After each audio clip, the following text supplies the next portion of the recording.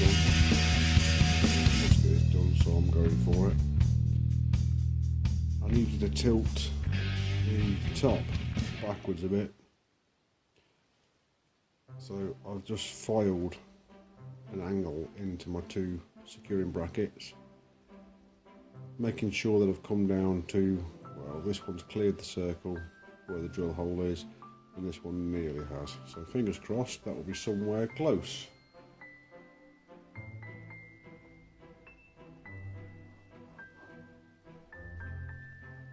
Fingers crossed.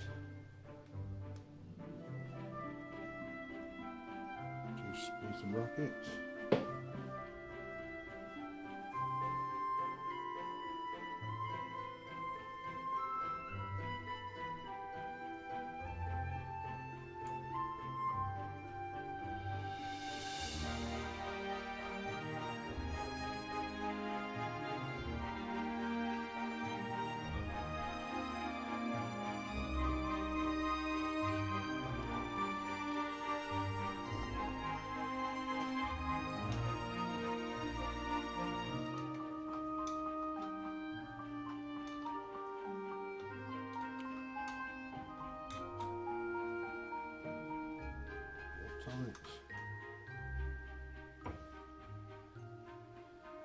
Right.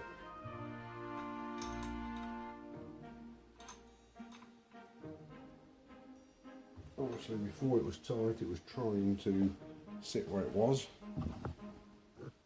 Oh, good grief, what's in the way? What's in the way? So that gap down the bottom is more or less, so we're looking at the gap here. That gap here was more or less what it was. I've just tightened it up and this was touching and it's just pulled it away. So now I'm going to push it towards, touching at the top, and we've got the bottom there, can you see? I've got about 1 millimetre now. Just touching at the top. And then it's going to be done.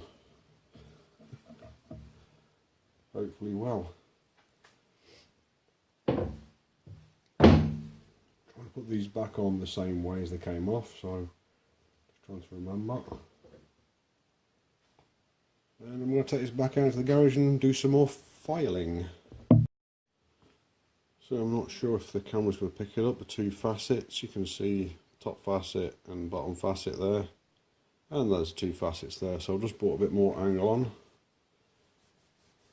Get any grinding dust off I can, although this part of the way is not as important as the other bit. I should have cleaned up a bit better before I came back in. Trying to remember to put these on the same way as they came off.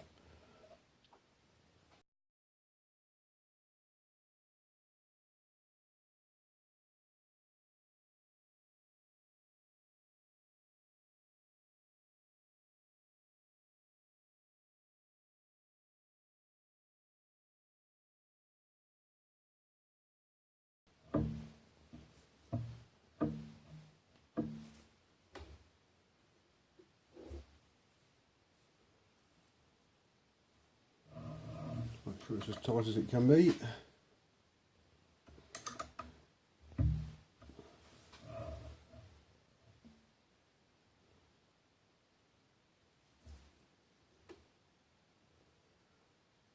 Yeah, we've got it down to about 0.5 millimetre now.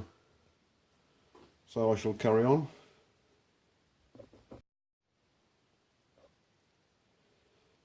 So I've got 2 points of contact now. I've got the right and top. So I'm just shimming it out. I've got one shim in there already. And that was not enough. So I'll stick this shim inside this shim.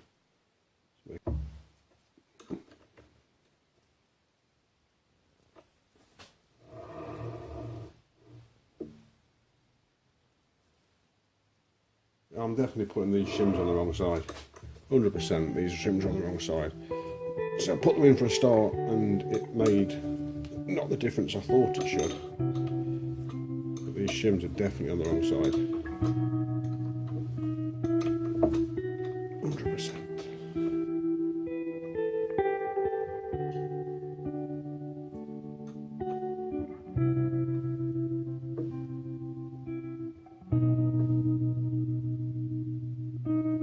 it's bang on. Handheld.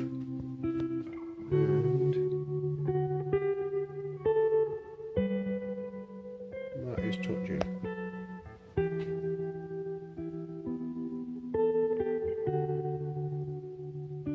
That is touching. And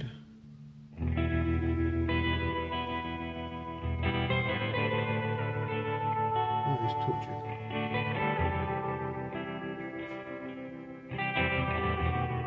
Well, amazingly, it's lining up every time now. Let's get closer, see if we can get closer.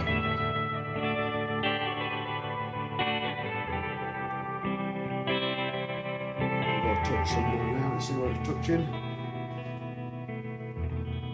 Yeah, that's with a gnat's bollock. I might just stick some more in to get into a gnat's spanner. But the top and the left hand side are touching now, and the right hand side is nearly touching. It's a gnat's bollock.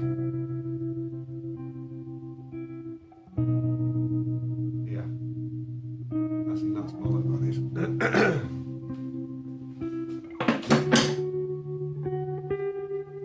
So that shim is a gnat's bollock too thin.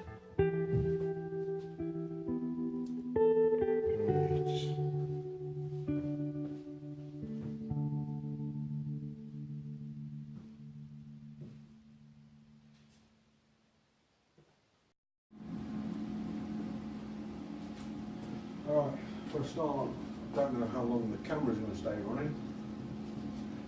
Secondly, what I've got here is I've got a little oven, use it for many things, 230, 240 degrees centigrade. I'm heating up a steady rest. I have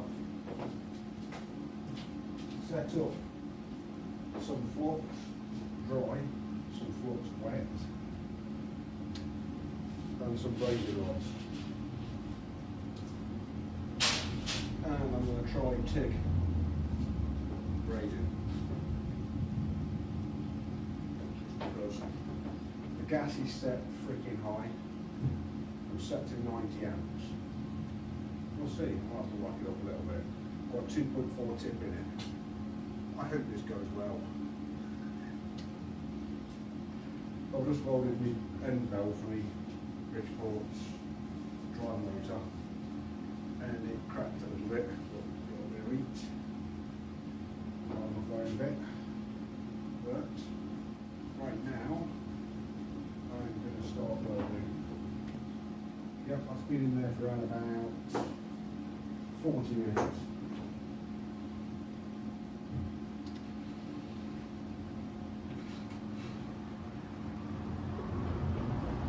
Just set it for another hour, so when I've finished welding, I'm just going to pop it back in there, let it toast for an hour, and then let it cool down. Here we go, this should be red hot now.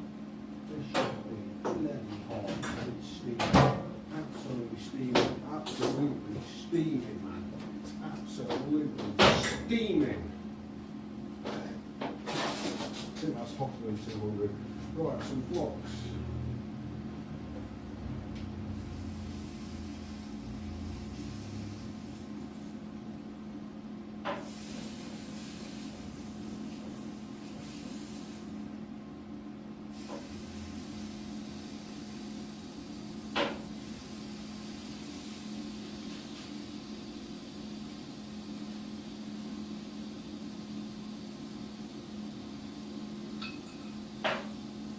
Let's go. Let's go. We've got a bit of air. Let's see. Get the rod out, let's start. Just in case it is good. Oh, come on, separate.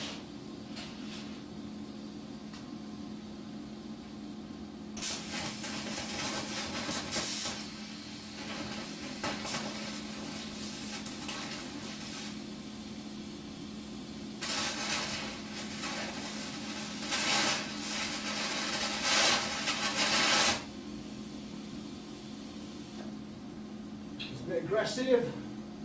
Turn it down a little bit. Turn that up a little bit. Turn that down. Good 45 amps.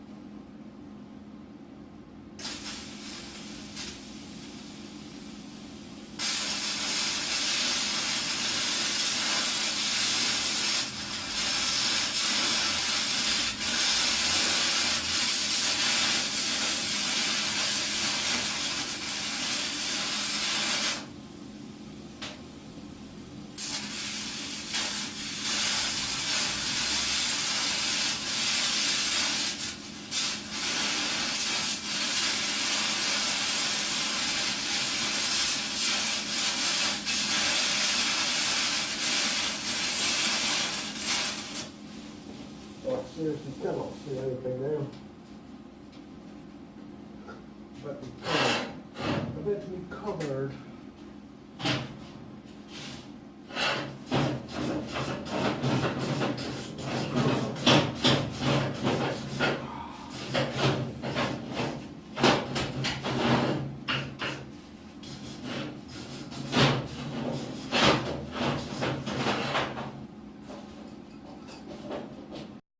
Not sure.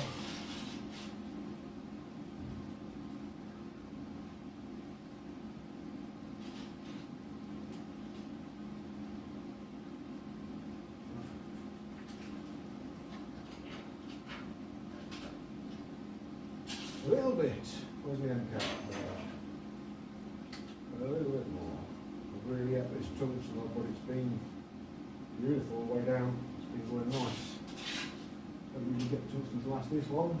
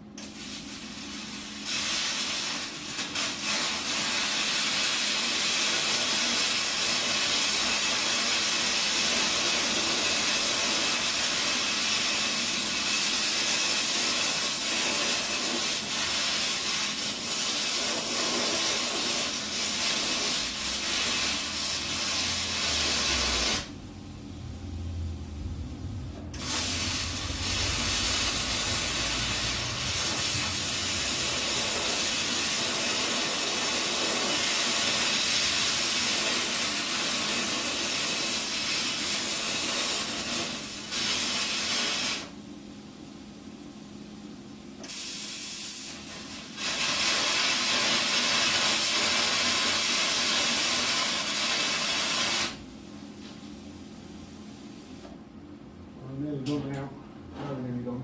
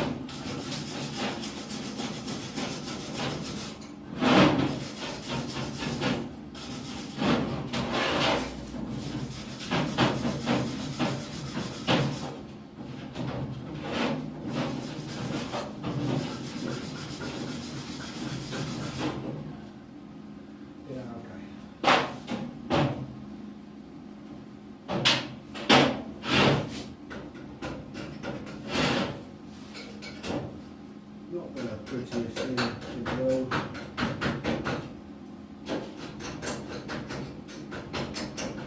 But that should do it.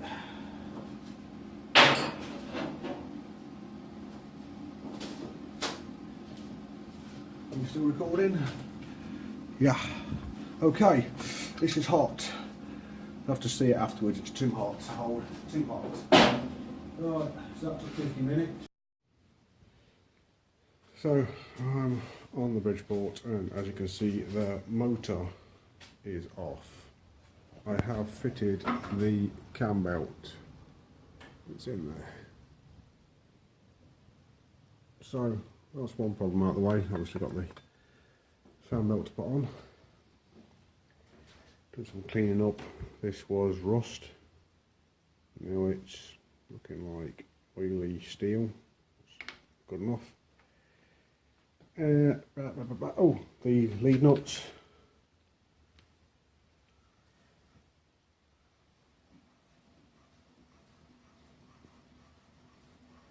Are back in. I don't know if you can see the table moving. Probably not, because I'm doing this handheld.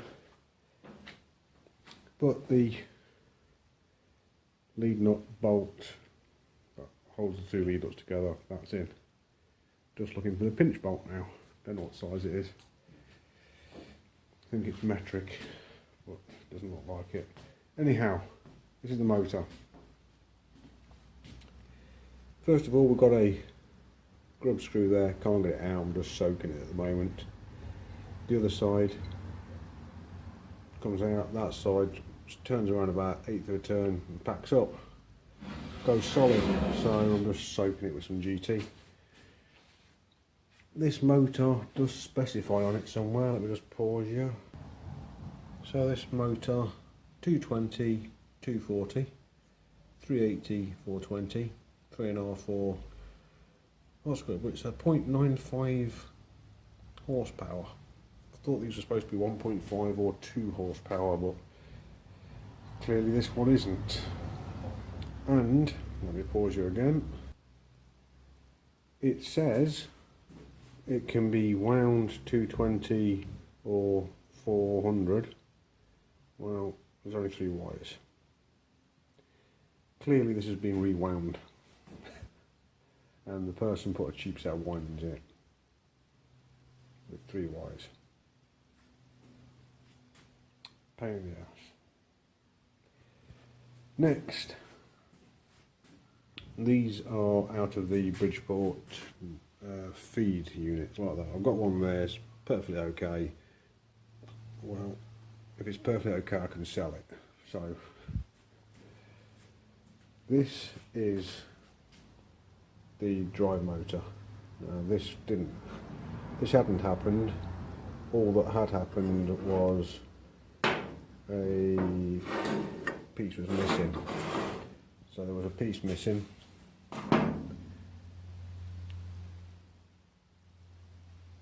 I might have done that because that looks fresh, but well, that might have happened when it fell over. So anyway, when I tightened it, when I took the pieces and tightened it up, it cracked and it was knackered. Then I took it off and then that fell off and that was still in, and then I was trying to get the bearing out of that and then that broke. I thought no problem. Take the shaft out the other one and we'll stick it in to that housing, but with its end cap on. But the armatures look different, and that worked, by the way, that end cap housing into what this motor was, but I wasn't quite happy. These look different to these, plus I wasn't going to use that motor because that motor is the same as this motor, only 3 wires coming out of it. So,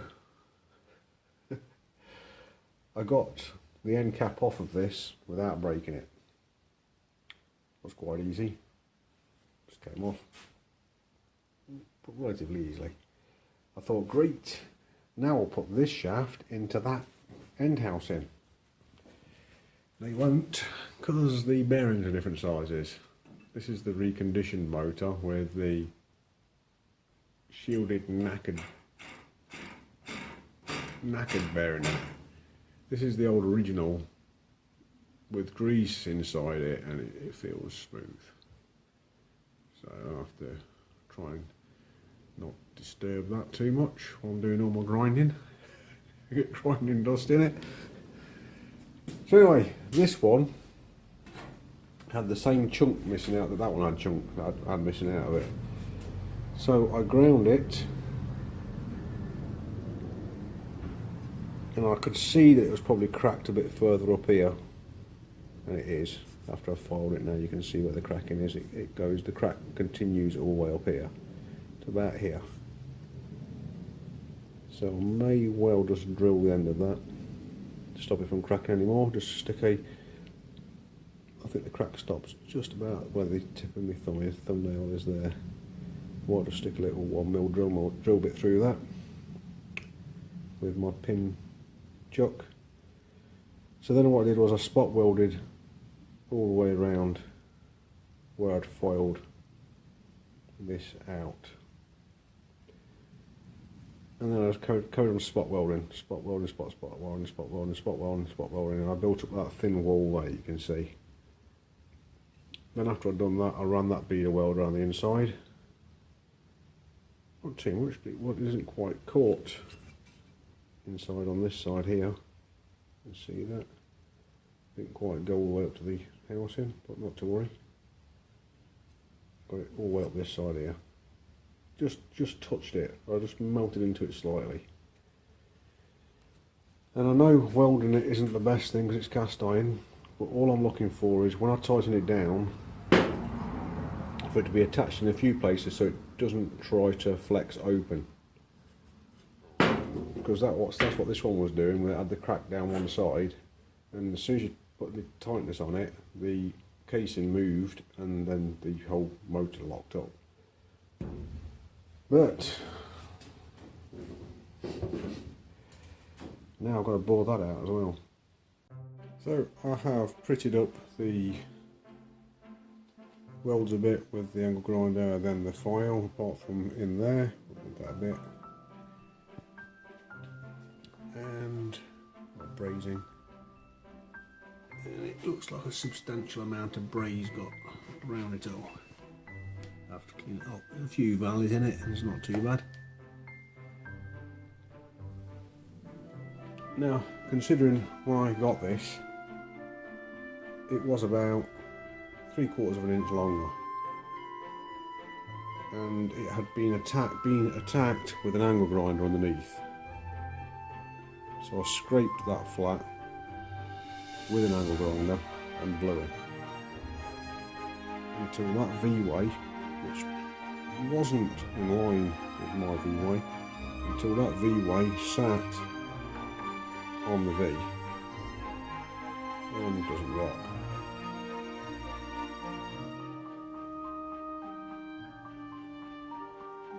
That's the first thing I did after cutting it off, because this was too high as well, way too high.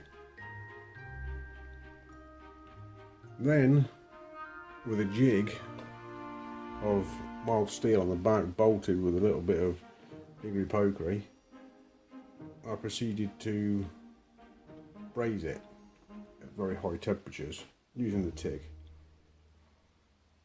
And I tried to make it so these 3 points, which might not even be level to each other because they are just simple castings, touched the 3-jaw chuck, and this is how close I got it. Just comes in, it touches, but it doesn't touch, and it doesn't touch anymore. These were touching before I welded it. The next thing was I put a little bit of extra height on it because I knew it would shrink a little bit during the welding process. I know these are only cast areas again, but this should be pretty close. And when it tightens up, I was expecting those 3 to be exactly right, and this is what I got.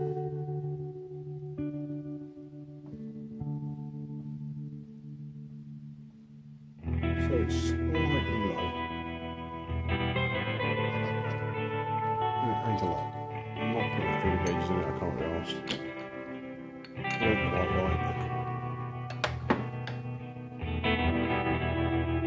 It's slightly low, and it's slightly tilted back.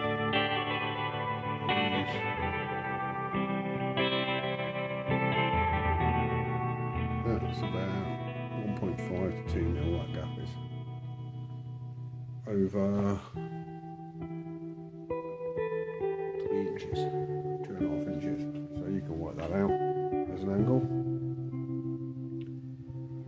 But considering this is only a 3-inch centre, it's going to take 3 inches, and the tips of the blades are somewhere. I'll find them in a bit. Where are they? because the blades are quite wide. They're not quite as wide as that, nearly as wide as that. What I'm thinking I'm going to do is I'm going to make the clamp bolt for it. Already made the T-bolt for it, the T-nut. I'm going to make the clamp bolt for it. It's 5/8. Well, that one's 5/8. This one's 14mm, so 9/16, 20, something like that, whatever that's going to be, a fine thread. I think I'll just make that. Clamp it down. Put a shaft in. A ground shaft in. Set up the 3 points for that ground shaft. Lock them in. Slide it off the shaft. Take the shaft out. Put some sort of mandrel in with a cutting device on it, and then hold this down and run it through it with very low cuts on it until I've got a perfect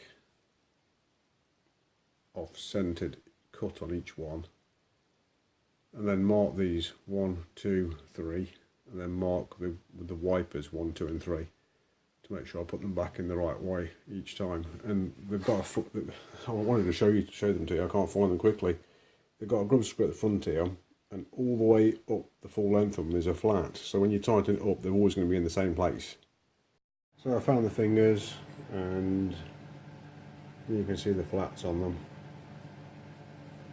So I think these all marked up, each individual casing marked up. Job will be a good one.